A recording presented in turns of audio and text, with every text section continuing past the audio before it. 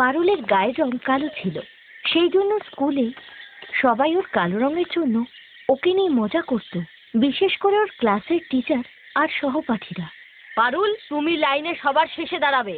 আর টিনা, রিয়া, তোমরা কয়েকজন সুন্দরী মেয়ের সামনে চলে আসো। প্রিন্সিপাল ম্যামের অর্ডার আছে, আমাদের স্কুলের বেস্ট স্টুডেন্টদের ফটো স্কুলের ম্যাগাজিনে ছাপানো হবে। তাই আমি চাই আমার ক্লাসের স্টুডেন্টদের ফটোই স্কুলের ম্যাগাজিনে ছাপা হোক। কিন্তু ম্যাম, পারুল তো কালো, ওর জন্যই তো ছবিটা পুরো খারাপ হয়ে যাবে। ম্যাম, আমরা কি পারুলকে ফটো থেকে বাদ দিতে পারি না? তবে কি খুব ভালো হয়। না বাচ্চারা, যদি এটা সম্ভব হতো তাহলে আমি আগে কাজটা করতাম, কারণ আমি নিজেই চাই না এই কালো স্টুডেন্ট আমার ক্লাসে থাকুক। ম্যাম, আমি জল খেতে যাব? হ্যাঁ, আমার মাথায় দাঁড়িয়ে না থেকে যাও, আর সম্ভব হলে জল দিয়ে নিজের মুখটাও একটু ধুয়ে এসো, যদি এতে তোমার কালো রংটা চলে যায় আর ফটোটাও ভালো আসে। টিচার আর বন্ধুদের কথা শুনে পারুল কাঁদতে কাঁদতে ওয়াশরুমের দিকে চলে গেল, আর সেখানে গিয়ে সে ফুপিয়ে ফুপিয়ে কাঁদতে লাগলো। পারুলের মা বাবা দুজনেই কাজ করত, আর পরিশ্রম করে টাকা জমিয়ে ওরা পারুলের অ্যাডমিশন একটি ইংলিশ মিডিয়াম স্কুলে করিয়েছিল। সেই জন্যই পারুল তার মা বাবাকে কখনোই তার দুঃখের কথা বলতো না। পারুল দৌড়তে খুব পছন্দ করত, তাই সে প্রতিদিন স্কুলে যাওয়ার আগে 1 ঘন্টা দৌড়ানো অভ্যাস করত। কিন্তু যখনই সে স্কুলের টিচারকে দৌড় প্রতিযোগিতায় অংশ নেওয়ার কথা বলতো, তখনই টিচার ওকে বারণ করে দিত, আর ওর সব বন্ধুরা ওকে দেখে হাসতো। তুই দৌড়াবি? নিজের চেহারা দেখেছিস কখনো আয়নায়? ম্যাম তোকে কখনোই প্রতিযোগিতায় নেবে না। সবসময় টিনাই প্রতিযোগিতায় প্রথম হয়েছে, আর এবারও তাই হবে। এরই মধ্যে ক্লাস টিচার এসে গেল। বাচ্চারা, আমাদের স্কুলকে একটি বড় লেভেলের দৌড় প্রতিযোগিতার জন্য সিলেক্ট করা হয়েছে। টিনা, আমি তোমার নাম প্রিন্সিপাল ম্যামকে দিয়ে দিয়েছি। ওকে ম্যাম, আমি আজ থেকে প্র্যাকটিস করছি। ম্যাম, আমিও দৌড় প্রতিযোগিতায় অংশ নিতে চাই। না পারুল, তোমাকে আমি কখনোই এই প্রতিযোগিতায় নিতে পারি না। একে তো তুমি দেখতে বিচ্ছিরি, তার উপরে যদি আমি তোমাকে এই প্রতিযোগিতায় নেই আর তুমি হেরে যাও, তবে আমি প্রিন্সিপাল ম্যামকে কি জবাব দেব? পারুল কাঁদতে কাঁদতে স্কুল থেকে বাড়ি ফিরে এলো, আর ওর মা সামনে আসতেই ও নিজের চোখের জল মুছে খাবার খেতে চলে গেল। কিন্তু ওর মন উদাস ছিল, তাই সে পরের দিন স্কুল থেকে ছুটি নিয়ে নিল। ও জানতো যে ও স্কুলে গেলেই ওর বন্ধুদের প্রতিযোগিতায় অংশ নিতে দেখে ওর খুব কষ্ট হবে। পারুল মা, তুমি স্কুলে যাওনি আজ? না মা, আজকে মাথায় খুব ব্যথা, তাই ঘরে বিশ্রাম নেব। কোনো ব্যাপার না পারুল মা, তুমি তো রোজই স্কুল যাও, তাই আজ ছুটি নিয়ে নাও আর বাড়িতে বসে আরাম করো। এক কাজ করো, তুমি আজ কাজে চলে যাও, আমি আজ পারুলের সঙ্গে বাড়িতেই থাকবো। ও কিছু খেতে চাইলে তো বানাতে হবে না। ঠিক আছে, তাহলে আমি একাই কাজে চলে যাচ্ছি। তাই পারুলের মাও আজ ওর সাথেই বাড়িতে থেকে গেল। পারুল ঘুমিয়েছিল, আর ওর মা ঘরের কাজ করছিল। ঠিক তখনই দরজায় কেউ এলো। আগে, আমার নাম রামলাল, আমি পারুলের স্কুলের পিয়ন। আমাকে স্কুলের প্রিন্সিপাল ম্যাম পাঠিয়েছে। উনি পারুলকে তাড়াতাড়ি স্কুলে ডেকেছেন। মনে হচ্ছে কোনো দৌড় প্রতিযোগিতায় যেতে হবে, সেরকমই তো শুনলাম। পারুলকে? কিন্তু ওর যে আজ শরীরটা। রামলাল কাকু, তুমি ম্যামকে বলে দাও আমি এক্ষুনি তৈরি হয়ে স্কুলে পৌঁছাচ্ছি। দৌড় প্রতিযোগিতার কথা শুনি পারুলের চোখে মুখে যেন খুশির ঝিলিক খেলে গেল, আর সে তাড়াতাড়ি তৈরি হয়ে স্কুলে পৌঁছে গেল। আচ্ছা, তো তুমি পারুল, আজ আমাদের আর এই স্কুলের তোমাকে প্রয়োজন। তোমার ক্লাসের টিনা এই প্রতিযোগিতায় অংশগ্রহণ করতে পারছে না। ও পায়ে চোট পেয়েছে, তাই ডাক্তার ওকে দৌড়তে বারণ করেছে। তাই আমরা চাই তুমি এই প্রতিযোগিতায় অংশ নাও আর জিতে ফেরো। ম্যাম, আমি আপনাকে কথা দিচ্ছি, আমি প্রতিযোগিতা জিতেই ফিরবো। পারুল, আমায় ক্ষমা করে দাও মা। আমি একজন টিচার হয়েও তোমার সাথে কত খারাপ ব্যবহার করেছি, কিন্তু আজ যখন আমাদের ক্লাসের আর স্কুলের সম্মানের প্রশ্ন উঠল, তখন তোমার থেকে ভালো স্টুডেন্ট আমরা দৌড় প্রতিযোগিতার জন্য খুঁজেই পাইনি। আমি জানতাম যে তুমি রোজ সকালে দৌড় অভ্যাস করো, এই জন্যই তোমার নাম আমার সবার প্রথমে মনে এলো। আমার বিশ্বাস তুমি এই দৌড় প্রতিযোগিতা জিতেই ফিরবে। Thank you ma'am, thank you so much. আমি আপনাকে কথা দিচ্ছি, আমি জিতেই ফিরব। পারুলের ক্লাসের বন্ধুরাও ওকে শুভেচ্ছা জানালো, আর পারুল খুব উদ্যমের সঙ্গে দৌড় প্রতিযোগিতায় অংশ নিল আর বিজয়ী হয়ে ফিরল। ওর স্কুলের প্রিন্সিপাল ম্যাম আর ক্লাস টিচার ওকে বিজয়ীর ট্রফি দিয়ে সম্মানিত করলো। পারুল বিজয়ীর ট্রফি নিয়ে বাড়ি ফিরে এলে ওর মা বাবা প্রতিযোগিতা জেতার খুশিটা ওর চোখে মুখে স্পষ্ট দেখতে পেল। ওই দিনের পর থেকে পারুলের বন্ধুরা ওর কালো রঙের জন্য বিদ্রূপ নয়, বরং প্রশংসা করত। রামলাল রাজীব কুমারের বাড়িতে চাকরি করত। রাজীব কুমারের ছেলে সৌরভ একটি নামী স্কুলে পড়ত, যখন কিনা রামলালের ছেলে দীপক একটি সরকারি স্কুলে পড়ত। দীপক আর সৌরভ দুজনেই পড়াশোনায় খুব ভালো ছিল, আর স্কুলের প্রথম সারির ছাত্রদের মধ্যে ওদের নাম ছিল। বাবা, এই দেখো রিপোর্ট কার্ড, আমি ক্লাসে ফার্স্ট হয়েছি।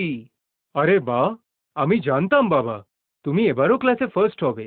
আরে রামলাল, তোমার ছেলে দীপকও এবার ক্লাসে ফার্স্ট হয়েছে না? একটু আগেই তো ও আমায় রিপোর্ট কার্ডটা দেখিয়ে গেল। হ্যাঁ সাহেব, আপনাদের সবার আশীর্বাদে ও প্রথম হয়েছে। বাবা, সরকারি স্কুলে পড়ে তো যে কেউ ফার্স্ট হতে পারে, ওখানকার পড়া তো খুব ইজি। তাই দীপক ওই স্কুলে ফার্স্ট হয়ে এমন কোনো বড় কাজ করেনি। সৌরভ, এই নে লাড্ডু, আমি ক্লাসে ফার্স্ট হয়েছি বলে বাবা সবার জন্য এনেছে। না না, আমি এসব বেকার লাড্ডু খাই না। মা, ওই চকলেট বাদামটা কোথায় গো, যেটা তুমি সবাইকে দিলে? আমার বাবা তোমার বাবার মতো সস্তার লাড্ডু নিয়ে আসে না, দামি চকলেট ড্রাই ফ্রুট নিয়ে আসে। আর শোন, আমার বেশি কাছাকাছি আসার চেষ্টা করবি না একদম, মনে রাখিস তুই আমার বাড়ির চাকরের ছেলে। বাবা, এমন করে বলতে নেই, দীপক খুব ভালো ছেলে। মা, আমি দীপককে একদম সহ্য করতে পারি না, আর বাবা যে সবসময় ওর প্রশংসা করে এটা আমি একদম পছন্দ করি না। মা, আমি কপিলের বাড়িতে চললাম। সৌরভ দীপককে ঈর্ষা করত, কারণ সে ওরই মতো পড়াশোনায় ভালো ছিল। তাই এই কথা শুনে সৌরভ খুব রেগে গেল, আর সে কপিলের বাড়িতে খেলতে চলে গেল। কি হলো রে, তুই আজ এত রেগে আছিস কেন? আমি দীপককে ঘেন্না করি। আমি যেই বাবাকে আমার রিপোর্ট কার্ড দেখালাম, অমনি দীপকও বাবাকে রিপোর্ট কার্ড দেখাতে শুরু করে দিল, আর বাবাও ওর প্রশংসা করতে শুরু করে দিল। তাই এবার ওই চাকরের ছেলেটাকে বোঝাতেই হবে যে ওর আসল জায়গাটা কোথায়। আরে তুই এত চিন্তা কেন করছিস ভাই, সব ঠিক হয়ে যাবে। আচ্ছা শোন, কাল দুপুরে কিন্তু আমরা গেমে সবাই পয়সা লাগাবো। তুই কত লাগাবি? আমার তরফ থেকে 200 টাকা লাগিয়ে দে। আরে তুই যদি তোর মার অ্যাকাউন্ট থেকে আবার 200 টাকা নিস, তাহলে তোর মা রাগ করবে না? আমার বাবা অনেক রিচ, আমার কাছে পয়সার কোনো অভাব নেই। মা বাবা আমায় কিচ্ছু বলবে না, কারণ আমি স্কুলে সবসময় প্রথম হই। সৌরভের মোবাইল গেমে পয়সা খরচ করার নেশা চেপে গিয়েছিল। সে প্রায় দিনই কপিল আর অন্যান্য বন্ধুদের সঙ্গে অনলাইন গেম খেলে পয়সা খরচ করত। সৌরভ পড়াশোনায় ভালো ছিল বলে তার মাও তার অ্যাকাউন্ট থেকে ওকে টাকা তুলতে বারণ করতো না। সৌরভ, তুমি আবারও তোমার মায়ের অ্যাকাউন্ট থেকে 200 টাকা নিলে? বাবা, আমার এই অনলাইন গেমের কম্পিটিশন চলছে না, তার জন্য চাই। আরে আমি জানি তো, সৌরভ আমায় বলছিল ও আমার অ্যাকাউন্ট থেকে 200 টাকা অ্যাড করবে। তুমি বেকারই রাগ করছো। সে তো ঠিক আছে সন্ধ্যা, কিন্তু চলো তুমি ব্রেকফাস্ট করবে।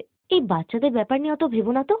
সন্ধ্যা রাজীবের কথায় অত কান দিল না, আর এইভাবেই সৌরভের গেমের নেশাটা আরো বেড়ে যাচ্ছিল। সামনে এক্সামও ছিল।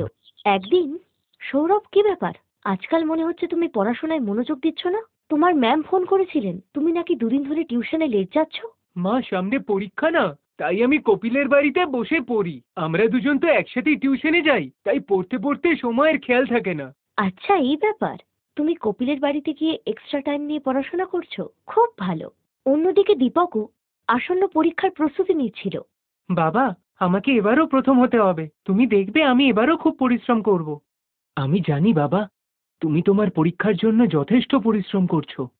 দেখবে একদিন তোমার এই সঞ্চিত বিদ্যাধন তোমার অনেক কাজে লাগবে, আর তুমি একদিন আমাদের সবার মুখ উজ্জ্বল করবে। বাবা দীপক, তোমার জন্য পায়েস বানিয়েছি, এসে খেয়ে নাও। আর বাবা দীপক, তুমি তোমার বন্ধুদের সঙ্গে কোথায় যাচ্ছ? মা, আমি সায়েন্স মিউজিয়াম দেখতে যাচ্ছি। ওখানে বিজ্ঞান সম্পর্কে নানান জিনিস জানার আছে। টিচার বলেছে আমরা ওখানে গেলে অনেক কিছু শিখতে পারবো। আচ্ছা, এটা তো খুব ভালো কথা। দীপক তার স্কুলের বাচ্চাদের সঙ্গে সায়েন্স মিউজিয়াম দেখতে গেল, আর সেখানেও প্রাইভেট স্কুলের বাচ্চাদেরও দেখতে পেল, যাদের মধ্যে সৌরভও ছিল। সৌরভ, এটা ওই ছেলেটা না যাকে আমি তোর বাড়িতে অনেকবার দেখেছি? আরে এটা আমাদের চাকর রামলালের ছেলে, গরিব চাকরের ছেলে। আচ্ছা, চাকরের ছেলে, তবে তো ও চাকর। এই শুনে সব বাচ্চারা দীপককে নিয়ে হাসতে লাগলো। তাই দীপক বাড়ি ফিরে উদাস মনে বসে রইল। জানো বাবা, আমাকে সবাই চাকরের ছেলে বলে, আমাকে দেখে সবাই হাসে বাবা। আরে বাবা, তুমি এইটুকু কথাতেই মন খারাপ করছো? এই জন্যই তো তোমায় পড়ালেখা করিয়ে মানুষ করতে চাই, যাতে তুমি পড়ালেখা করে সৎভাবে পয়সা উপার্জন করতে পারো। রামলালের কথা শুনে দীপকের মনে সাহস এলো, আর সে খুশি হয়ে গেল আর খুব মনোযোগ দিয়ে পড়তে লাগলো। পরের দিন দীপক স্কুলে গেলে ওর টিচার ওকে সারা বছর স্কুলে ভালো পড়াশোনা করার জন্য পুরস্কার দিলেন। দীপক সারা বছর পরিশ্রম করে প্রথম স্থান অধিকার করেছে, তাই দীপককে স্কুলের পক্ষ থেকে ক্লাসে best student of the year award দেওয়া হচ্ছে। আর আমি জানি এইবারের ফাইনাল এক্সামেও দীপক প্রথম হওয়ার জন্য পরিশ্রমের সঙ্গে প্রস্তুতি নিচ্ছে। Thank you madam. সব বাচ্চারা হাততালি দিয়ে দীপকের প্রশংসা করলো। বাড়ি ফিরে দীপক তার বাবা মাকে সমস্ত কথা জানালো। আরে বাহ, এটা তো খুবই সুন্দর পুরস্কার। বেঁচে থাকো বাবা। বাবা, আমি এই পুরস্কারটা রাজীব আঙ্কেলকে দেখিয়ে ওনার আশীর্বাদ নিতে চাই বাবা। ঠিক আছে বাবা, চলো তুমি ওনারও আশীর্বাদ নিয়ে নাও। সন্ধ্যা, তোমার ব্যাংক অ্যাকাউন্ট থেকে 1,00,000 টাকা খরচ হয়ে গেল, আর তুমি জানতেই পারলে না। আমি কেন শুধু শুধু অত টাকা খরচ করব? আর আমিও বুঝতে পারছি না এত টাকা কোথায় গেল। দাঁড়াও, আমি ব্যাংকে অ্যাকাউন্ট ডিটেলসের জন্য বলেছি। আরে ব্যাংকের ফোন। রাজীব ব্যাংকের লোকের সঙ্গে কথা বলছিল, আর রামলাল ও দীপক ওখানেই দাঁড়িয়েছিল। নাও, হয়ে গেল সর্বনাশ। আরও দাও তোমার আদরের ছেলেকে মোবাইল ফোন। তোমার আদরের ছেলে 1,00,000 টাকা অনলাইন গেমে দিয়ে দিয়েছে। এবার হলো শিক্ষা। আর মহারাজা কোথায়? ও তোর বন্ধু কপিলের সঙ্গে টিউশনে গেছে। আমার ফোনে সৌরভের টিউশন থেকে ফোন। হ্যাঁ, আমি সৌরভের মা বলছি। কি? সৌরভ টিউশনে যায়নি? কিন্তু সৌরভ গত 1 সপ্তাহ ধরে টিউশনে যাচ্ছে না। তখনই সৌরভ এসে পড়ল। কি সৌরভ, তোমার টিউশন শেষ হয়ে গেল? হ্যাঁ বাবা। এখন তুমি মিথ্যে কথা বলাও শিখে গেছো। তুমি 1,00,000 টাকা অনলাইন গেমে দিয়ে দিয়েছো, আর 1 সপ্তাহ ধরে কোনো টিউশনেও যাচ্ছ না। 2 দিন বাদেই তোমার ফাইনাল পরীক্ষা। মা, বাবা, আই এম সরি। আমি কপিলের কথায় ফেঁসে গিয়েছিলাম, আর ওর জন্যই আমি স্কুলের এক্সামে প্রথমবারের জন্য ফেল হয়ে গেলাম। সরি।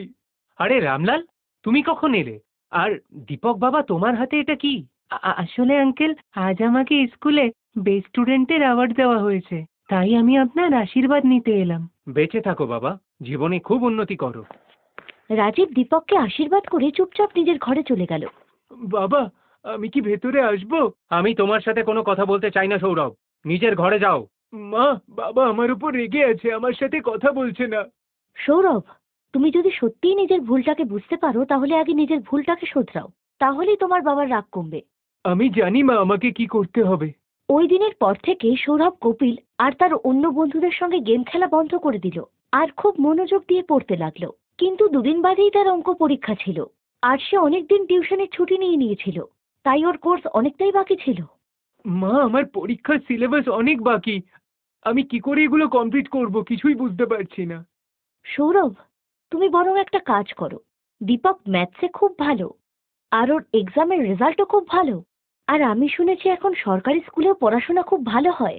আর এখন তো সরকারি স্কুল আর প্রাইভেট স্কুলের কোর্স প্রায় একই। মা, দীপক কি আমায় সাহায্য করবে? আমি তো সবসময় ওর সাথে খারাপ ব্যবহার করেছি। কোনো ব্যাপার না, এখন যে তুমি নিজের ভুল বুঝতে পেরেছো এটাই অনেক বড়। রামলাল, একটু দীপককে ডাকো তো, সৌরভের ম্যাথসে ওর সাহায্যের প্রয়োজন। হ্যাঁ ম্যাম সাহেব, আমি এক্ষুনি ডেকে দিচ্ছি। সৌরভ দীপকের সাহায্য নিয়ে অঙ্ক পরীক্ষার প্রস্তুতি নিল, আর বাকি সব বিষয়ও সৌরভ দীপকের সঙ্গেই পড়তে লাগলো। সৌরভও দীপকের মতো স্কুলে ফার্স্ট হলো। সৌরভ, আজ আমি তোমার রেজাল্ট দেখে খুবই খুশি। বাবা, এই সমস্ত কিছু দীপকের জন্যই হয়েছে। ও আমার এক্সামে খুব সাহায্য করেছে। Thank you Dipak. রামলাল, তোমার ছেলে দীপক খুবই মেধাবী। দেখবে ও একদিন জীবনে খুব উন্নতি করবে। রাজীব আঙ্কেল, একদিন আমিও আপনার মতো অনেক বড় বিজনেসম্যান হব।